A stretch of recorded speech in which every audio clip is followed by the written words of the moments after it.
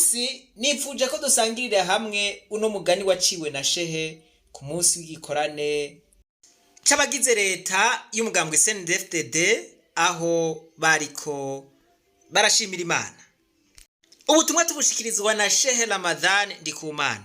Umwami yararavye abona inyange zirabereye.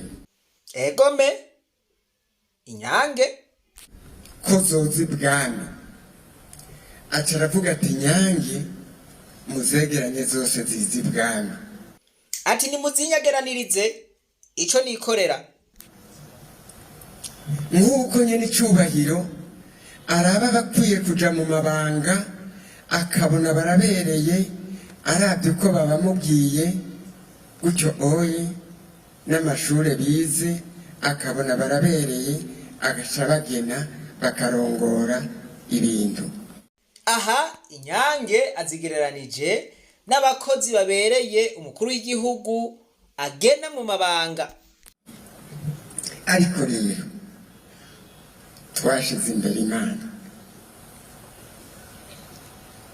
Murumva ko Imana iri imbere. Aha rero shehe amaze kuvuga ati ariko rero twashize Imana imbere, yaza amaze kwikingira kuvyo agomba avuge vyose, agatima karaduda ati uyu mugani bagabo. Hanyuma rero uje mwama amaze kuvuga inyange ko zo mwegera kugira zimuce hirya no hino mu bikorwa byo bya misi yose aguma zibona. Inkende yaravyumvise.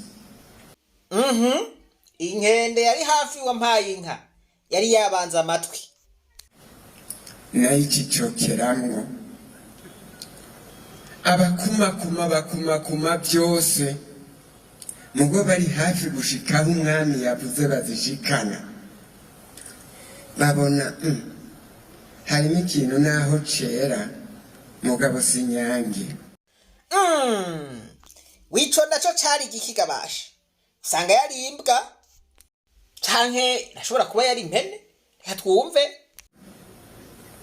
Naho cera ariko sinyange. Bati none twebwe ko twarondera inyange wewe ubona uri inyange? Barakibajije bati none wewe mugabo ko waje uri iki? Nturi inkende wewe? Bati kumenga usa n'inkende mugabo wewe. Itoya jewe uko mumbona kose jewe ndi inyange. Irabemeza iti jendi inyange bagabo. Aha ni mumbona. Atariko nubwo butama n'ubuguru bune ufise amaboko ane n'urundu kwega gurutsembetse wewe uri inyange kabisa. Iti ibi byose mubona by'agasembwa ariko ndi inyange. Bati ndibikunda.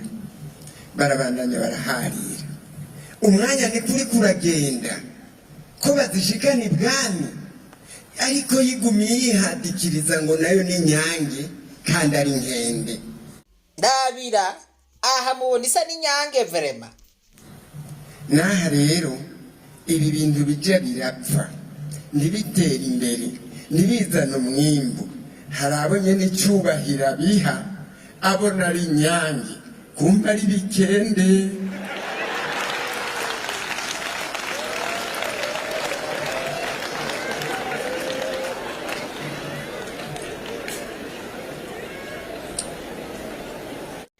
Erega shehe n'umuti w'amenyo mana yanje.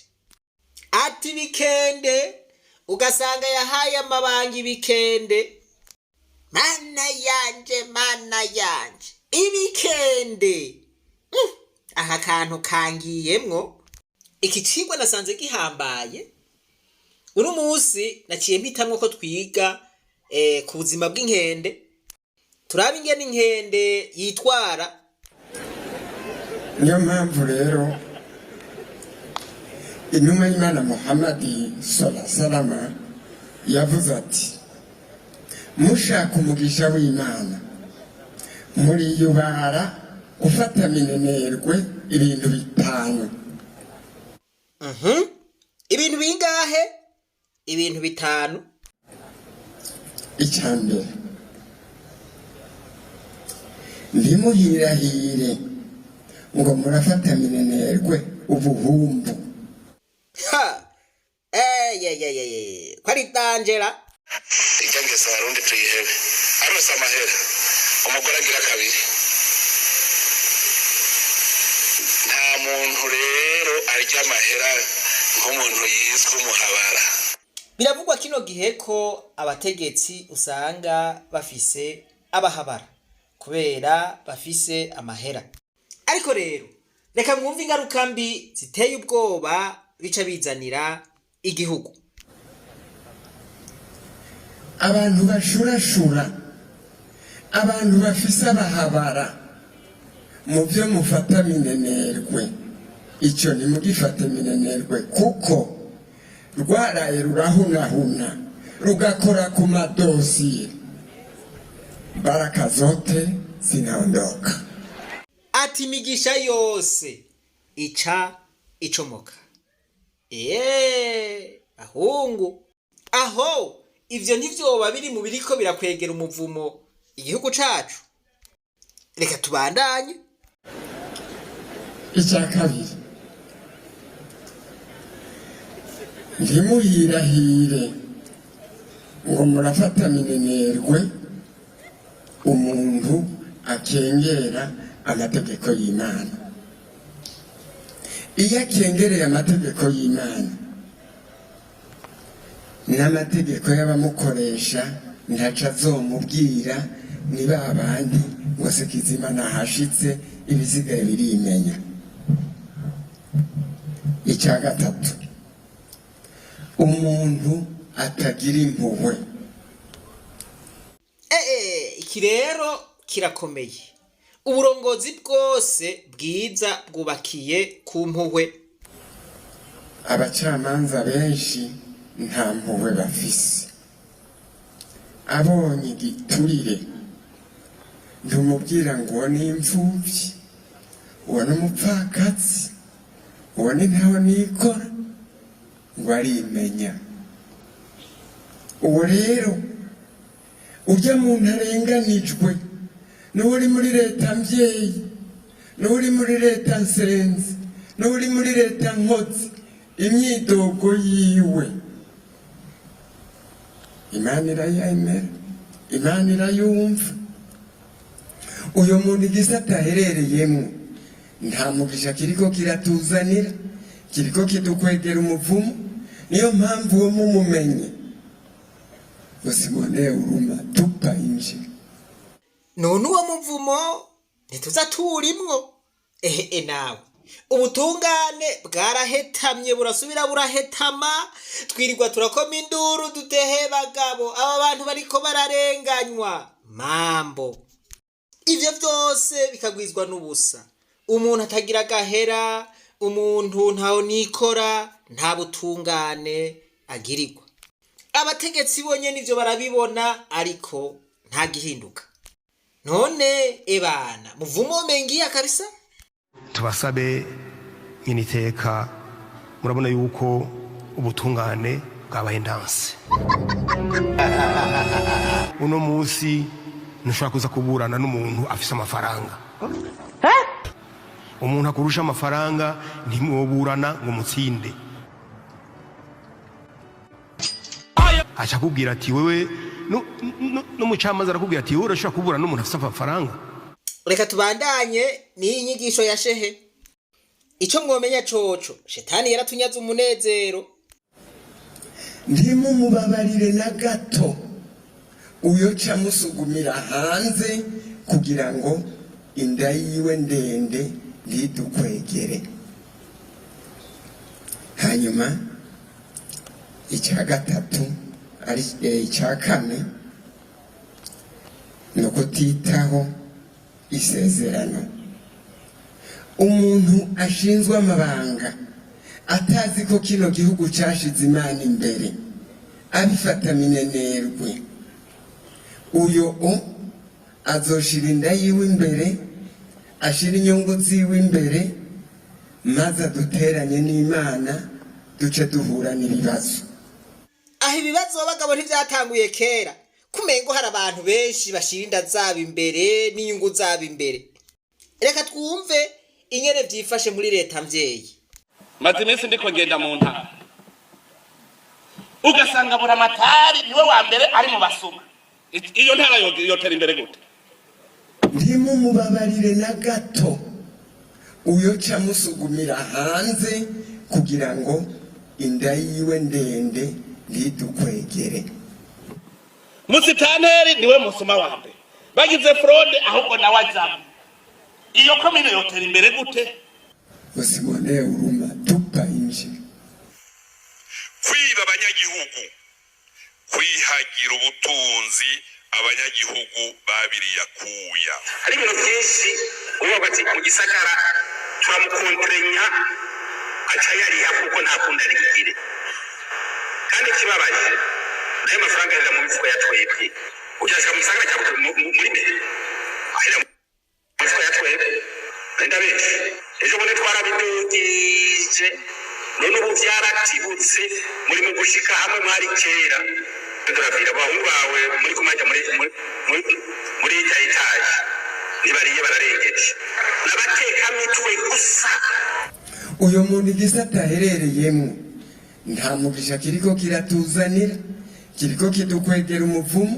Niyo mpamvu uwo mumumenye Usimone uruma tupa inje ubwenge bwo kwiba bakananirwa n'ubwenge bwo kubaka. Ahanje dayimoni mbi baraciye ubwenge mu guteka umutwe wo kwiba igihugu ndababwire cyari ibintu murambona nkavuga nti iyi ni laboratoire. uyo camusugumira hanze kugira ngo inda yiwe ndende ntidukwegere. Reka tubandanye n'inyigisho ya shehe. Icya gatanu n'ubunebwe gukorera ku gitsure. Umuntu akorera ku gitsure atamenya ibyo ajejwe agakorera ku gitsure, uwo nawe mu mwiyubare ntimumufate minenerwe kuko ashobora kudukwegera karambaraye kuko ashaka kurya umwimbu ataruhiye. Niyo mpamvu rero abo bose b'ingeso mwene izo ni nkende ziri mu nyange. Niyo mpamvu wobwira mwene wanyu uti uririnda kuba inkende mu nyange. Shehe ati abo bose rero ni nkende. Ubu rero birasobanutse. Reka ndabereke ingene inkende ikora. Nagerageje kugira icigwa ku nkende ingene yifata ingene ikora. Reka muvyirabire. Iyi nkende bariko barayiha ivyirya. Nimwirabire imyifato yayo. Nimwirabire insiguro y'ukugira inda ndende. Baca umugani mu Kirundi ngo inda ndende ihumira indya ikica kokize.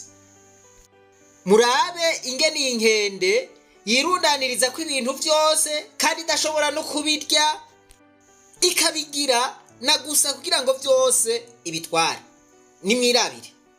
Nimwirabire murahakura icigwa.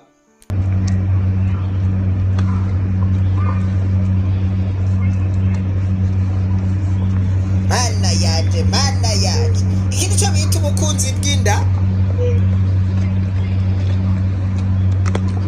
Ibintu byose ni twende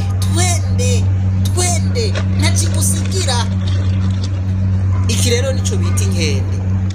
Hamwe leta y'u Burundi yo birimwe abantu nk'abashehe ahejeje kuvuga abantu b'inkende. Nsubiyemwo ijambo rya shehe ati abo ni inkende. Hamwe yo birimwo aba bantu b'inkende bakunda inda zabo gusa, inyungu zabo gusa. Abene gihugu kugira ngo bakaba abene gihugu ahubwo abandi baza kugira ngo bagikamishe bashira mu mifuko yabo. Bari kububaka n'ama etage maki none mweho. Aujourd'hui aussi c'est un autre jour. Daïla. None bagabo abantu baguma bashira mu mifuko yabo amahera y'igihugu bakaguma biyubakira ama etage. Aba harurukiza go bavako n'ukuri. Reka natujyaje mwaguze hanze twakorana n'ibihugu tukazigarukana. rero utagira inzu hanze acatanza ngo hari abafise inzu hanze murazifise ikimbabaza ni uwo mwumvikano uba hagati y'umugwizatunga n'umukozi wa leta kugira bibe igihugu. Ebaga muri leta mvyeyi rero utu dukoko twarabaye twinshi hanone bagabo twoshobora gushika kwiterambere rirama ku 2040 utu dukoko twaragajuye. Shehe Imana muhezagire kuri iki cigwa. Igihugu c'u Burundi kirakwiye uburongozi bwiza, uburongozi bw'abizigirwa, uburongozi butarimwe abasuma, uburongozi butarimwe inkende. Nico gituma buri munsi twama dusaba yuko abantu baza bakiga ivyigwa vy'uburongozi bwiza. Ni muri iyo ntumbero nagomba ntumire umuntu wese yumva agomba kwiga uburongozi bwiza, uburongozi buhagaze ku bwizigirwa, uburongozi buhagaze ku mpuhwe, ngo aze yinjire muri promotion ya 28 aronswe inyigisho mw'ishure ry'abarundi bose, hanyuma igihugu kize kimwikoreko mu gihe gikenewe. Turabahaye kaze rero muri promotion ya 28. Martin Luther King yaravuze ati abantu bonona sibo babi, ahubwo ababi cyane n'abantu babona ibintu biriko birononekara bakihorera. Kubera iki none tutotegura abarongozi beza, abarongozi basubira mu bibanza byabo baba bigenjeje nabi, ngo bibwirwa benshi bikumva bene vyo. Imana nibahezagire, reka twibananize rwa rugendo rwacu maze tugaruze umunezero Satani yatunyaze. Umuntu atarashika mu ishure ry'abarundi bose turamuhaye kaze. Ntimwibagire kugira subscribe, j'aime na partage. Ntimwibagire na ryasango gitariki 12 z'ukwezi kwa kabiri igihe cy'isaha imwe masaha y'Ibujumbura ko ariho tuzoba turiko turabereka ingene twogaruza umunezero Satani yatunyaze nk'abarundi.